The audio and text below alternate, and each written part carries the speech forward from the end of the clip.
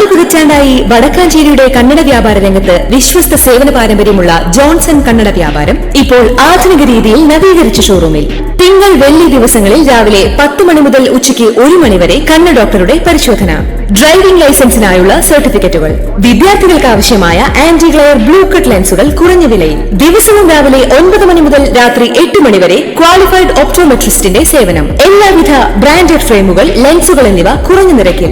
Johnson Kannada വ്യാപാരം, John's tower, divine ആശുപത്രിക്ക് എതിർവശം, Vadakkanchery. Phone 94963474. EP ജയരാജന്റെ ആത്മകഥാ വിവാദത്തിൽ പ്രതികരിച്ച് UDF കൺവീനർ MM ഹസൻ. ആത്മനൊമ്പരങ്ങളുടെ കഥയാണ് EP ജയരാജന്റേതായി പുറത്തുവന്നതെന്ന് MM ഹസൻ പറഞ്ഞു.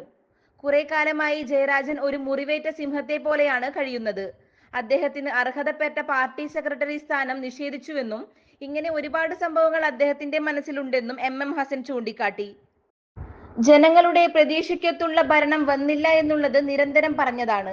സരിൻ പാലക്കാട് സ്ഥാനാർത്ഥിയായത് ശരിയോ തെറ്റോ എന്നുള്ളത് കാലം തീരുമാനിക്കുമെന്നും MM ഹസൻ പറഞ്ഞു. ആത്മകഥ അദ്ദേഹത്തിന്റെ അല്ല എന്ന് പറഞ്ഞാൽ ഒരു കാരണവശാലും ജനങ്ങൾ വിശ്വസിക്കില്ല. അദ്ദേഹത്തിന്റെ വിശ്വാസം അദ്ദേഹത്തെ രക്ഷിക്കട്ടെ. വിപണന തന്ത്രം വിജയിച്ചിരിക്കുകയാണ്. EP-യുടെ ആത്മകഥയ്ക്ക് ഒപ്പം ഒരു ജീവചരിത്രവും എഴുതിയിരിക്കുന്നു എന്നാണ് താൻ മനസ്സിലാക്കുന്നതെന്നും MM ഹസൻ പ്രതികരിച്ചു. EP വന്നാൽ UDF സ്വീകരിക്കുമെന്നും MM ഹസൻ പറഞ്ഞു. കോൺഗ്രസിലേക്ക് വരണമോ എന്നുള്ളത് EP ആണ് തീരുമാനിക്കേണ്ടത്.